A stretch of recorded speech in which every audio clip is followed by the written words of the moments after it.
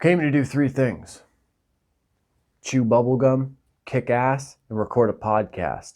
I'm all out of gum. I don't like getting punched in the face or really any physical violence anymore. And I have things set up, so let's record a podcast.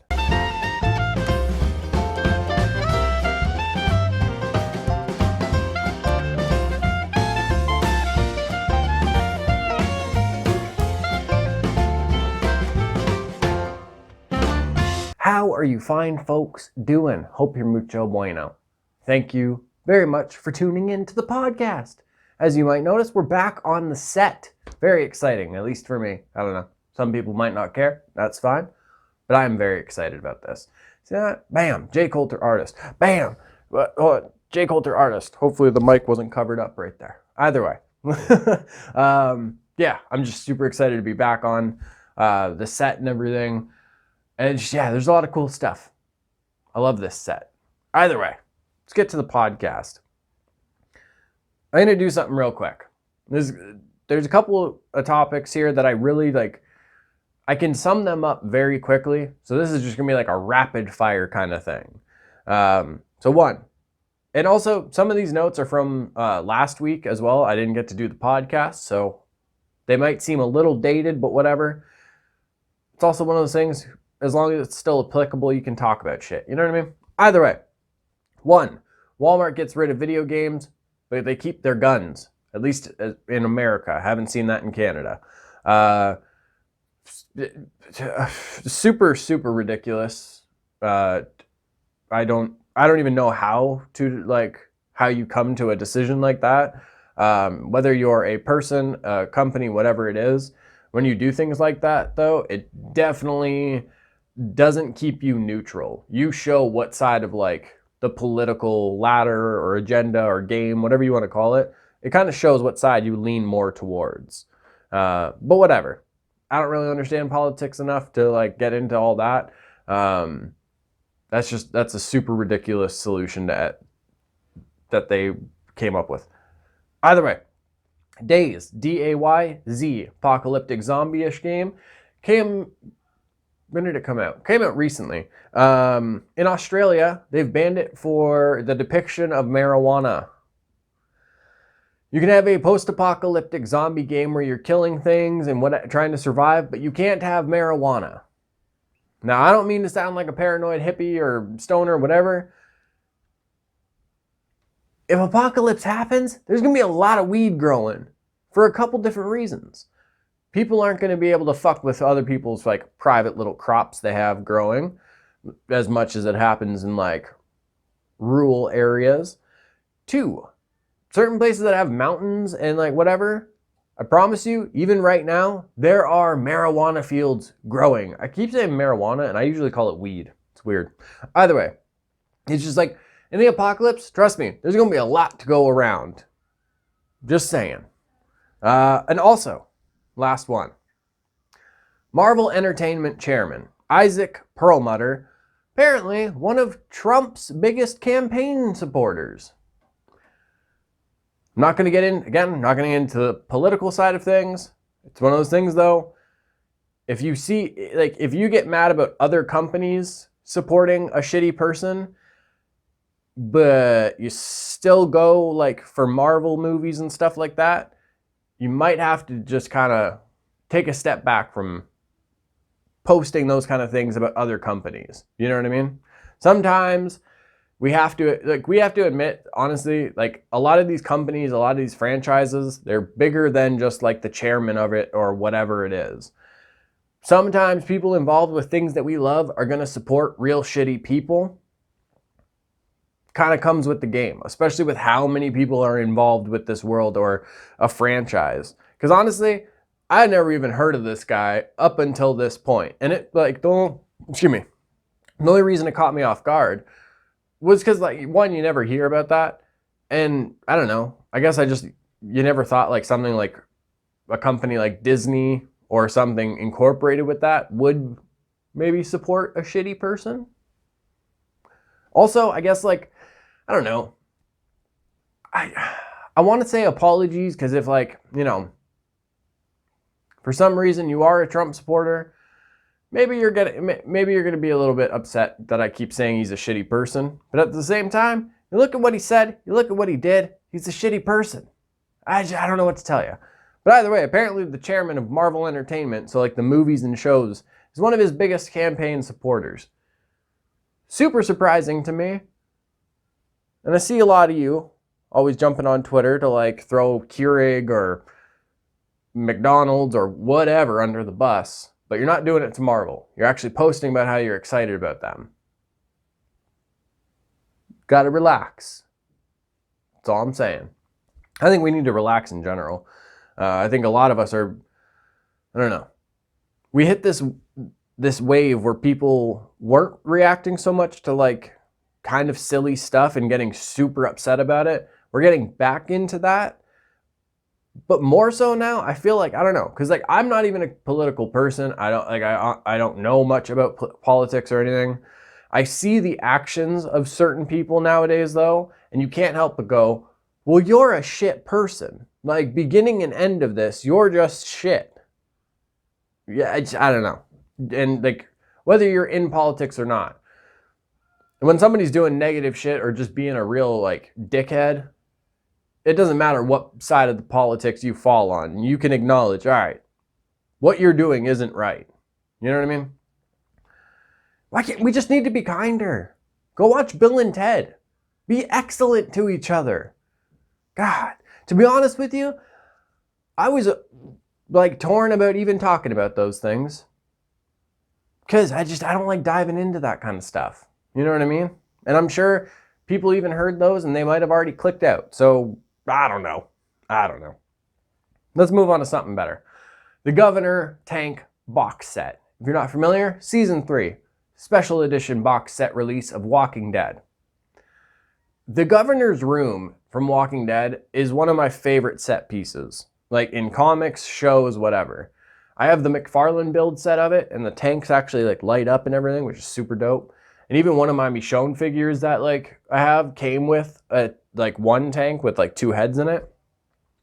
But man, as a collection piece, I have wanted the Governor tank, like the actual box set thing, for a while. And it's been on my mind again a lot lately. I guess I'm only bringing it up to talk about it. And in a way, I guess I'll speak it into existence. It will be mine. Oh yes. It will be mine. Okay, something else. So for those that don't know, for a long time, I was involved in the battle rap like community, as big as it actually is. Excuse me. To this day, I still watch battles, watch shows and listen to podcasts that kind of talk about it and everything. Battle rap is honestly, it's still a big part of my life. I'm a very big fan of it. With anything, there's going to be things that like, you know, pros and cons about everything. One of the things that I always find awkward to like see in a battle is when a battler will say a line and they get a bit of a reaction, but then they wave the crowd to like make more noise kind of thing, and they hype up their own line. Now, it's one thing if you, in a way, like you use your performance and your delivery to hype that line and like make it hit harder than it might have. It's another thing when you just like wave the crowd to like make noise after you've already got a bit of a reaction. That's, I don't know. It's weird to me. But honestly, battle rap's a weird place. And I love it. It's a weird, sometimes negative place to like look into. As with anything, there's a few weird bad seeds, I guess you could say. But there's a lot of like positive like stuff that happens in this community. It's really cool to see. I don't know. I'm not going to dive into battlers' personal lives though. I'm not a battle blogger. But either way, battle rappers, if you see this, don't hype up your own line like by waving the crowd. Like, I don't know. That's just weird. Or do it, because what the fuck do I know? I don't know. Law-abiding citizen. Have you folks seen this? As if it came out a couple of weeks ago. With Gerard Butler and Jamie Foxx. Now, when I wrote this note, I said, law-abiding citizen. Give movies a second chance. Because the first time I saw it, I was like, am I right? Could have been better. Watched it again. And I was like, oh my God, this is a fucking good movie. Like, I was really, really enjoying it. And then I remembered it's a good movie up until the end. Because I can't help but feel like in that final act,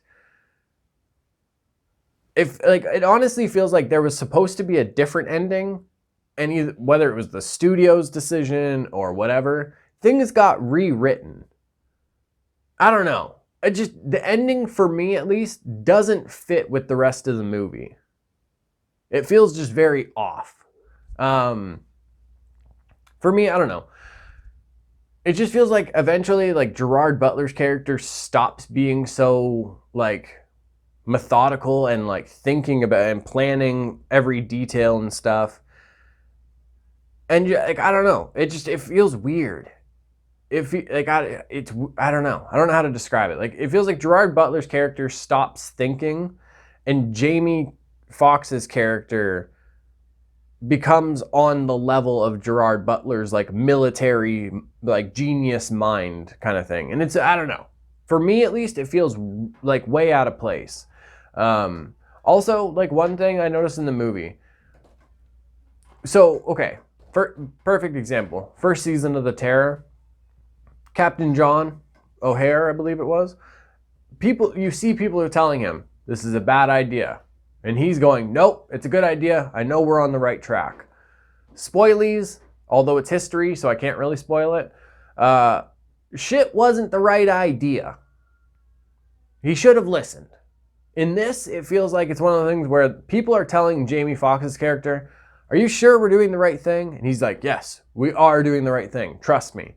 And at the end of the movie, instead of them going, no, you weren't doing the right thing, like the bad guy got away, or you didn't do something right. It's just, instead of that, they go with the whole, oh no, he was right. Like, he did the right thing. He stayed on it. And I don't know. It just doesn't fit for me. Maybe if somebody else out there has seen it and, like, sometimes things you just need to hear it from a different perspective or whatever.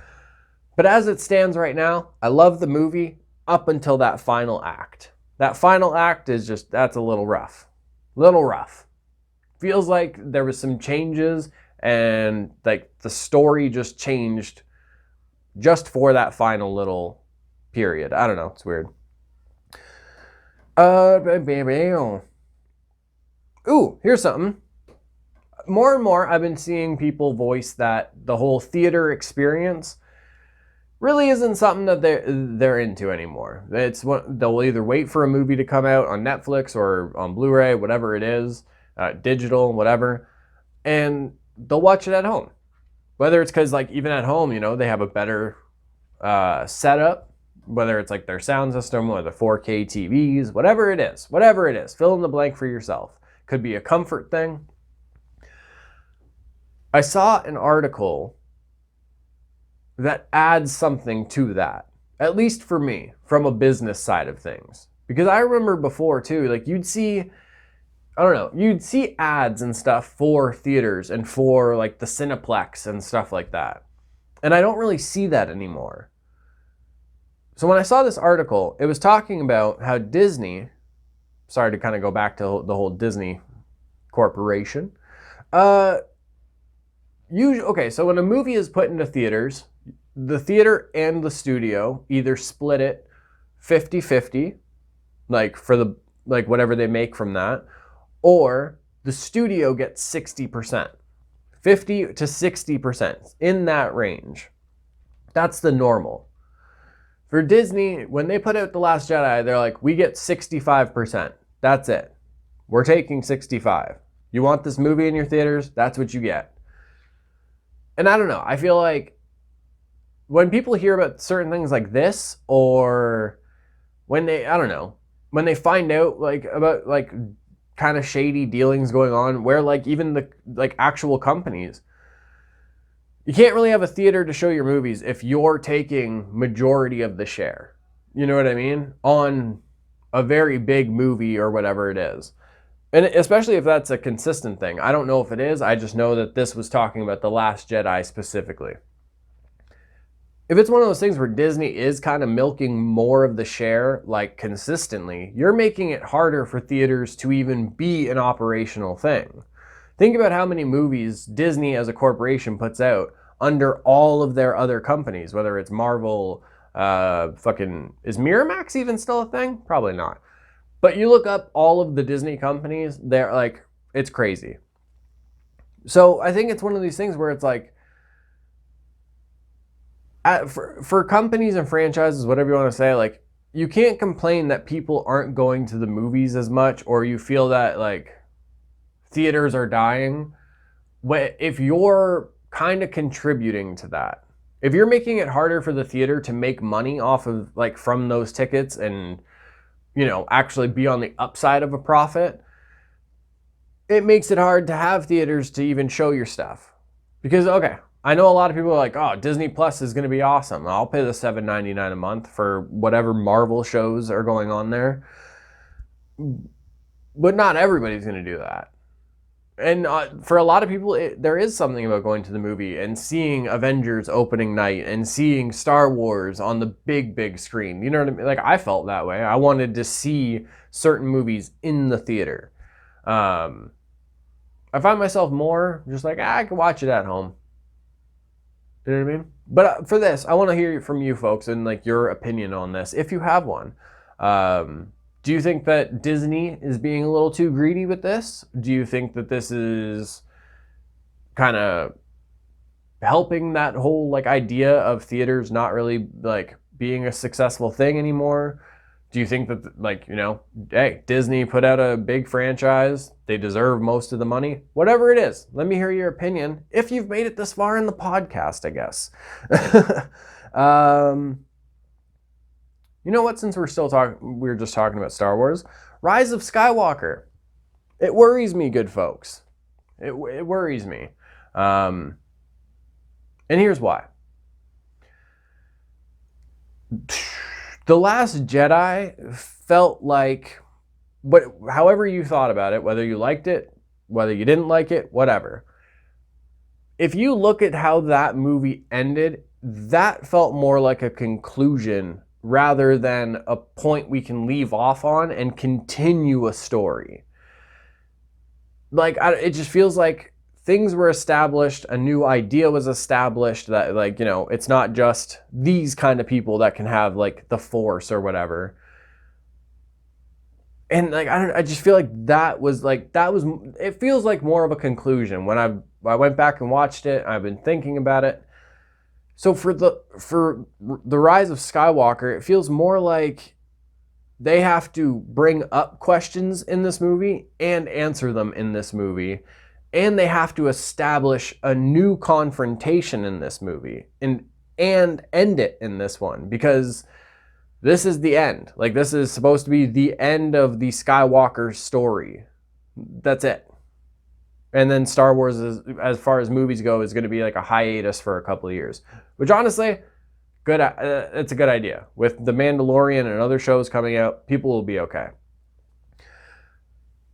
But with Rise of Skywalker, because of how Last Jedi went and ended, it feels like they have to establish and conclude a lot of different things in this movie, or at least a few different things, whatever it is. I think the big thing with that is because J.J. Abrams did Force Awakens, then Rian Johnson did Last Jedi, now J.J. Abrams is doing this one again. So it's different directors, different ideas and visions for the story. So it's just, as a lifelong Star Wars fan, I am a little bit worried about the Rise of Skywalker. I'm excited for it. I am going to still see it, but I'm a little bit worried for it. Again, would love to hear the Hooligans' thoughts, though. Bam. Last one. Finding humor in serious topics. Now, obviously, it depends on what the topic is.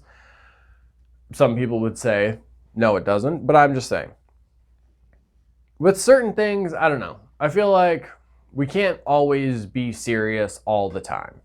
We have to allow ourselves to crack jokes and laugh once in a while. Now, I'm not saying this always means, like, you know, inappropriate jokes or whatever, it's one of those things, like, it's gallows humor, right? Was the term, I believe it used to be called anyway. Where it's like, it might be something serious, it might be something a little dark, but you find humor in it. And honestly, that could be, like, I've even seen it where somebody has been through something traumatic and they joke about it themselves and their situation, and other people tell them they shouldn't joke around about it. You got to be able to laugh, especially if you've been through something and you survived, and like for you, you're like, look, I'm okay. I'm happy to be alive. I just want to laugh about it now. We have to allow people to do that, and we have to allow ourselves to do that. I don't know. Maybe I'm off on that one. That it's just, like I said, it's just an opinion. But I don't know. I think we do need to. We need to be kinder to each other. We need to be able to laugh more too. I think that's something that a lot of people have lost. They want to be serious all the time, or they want to have these what they consider intelligent discussions or whatever it is. But that can't be like your life all the time. You have to be able to laugh and crack jokes too. You know what I mean? I don't know. I'm also, a lot of people would say that I'm pretty immature. So maybe don't take it from me. But I'm just saying, I think we need to be able to, like, if it's a serious thing, we got to find some way to laugh about certain things. We got to find a way to laugh, whatever it is.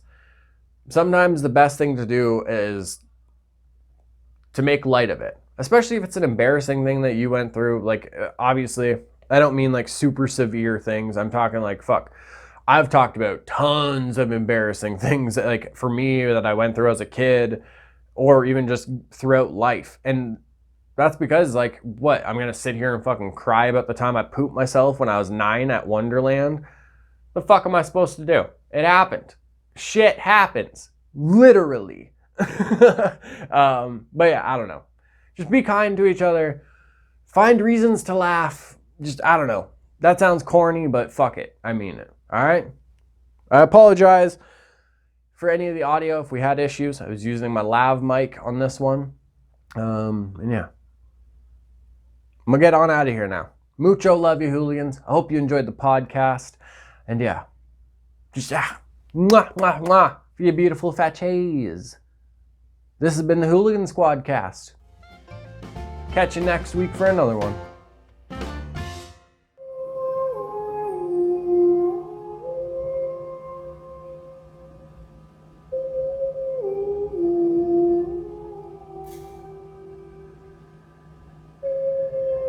I better use my strong hand.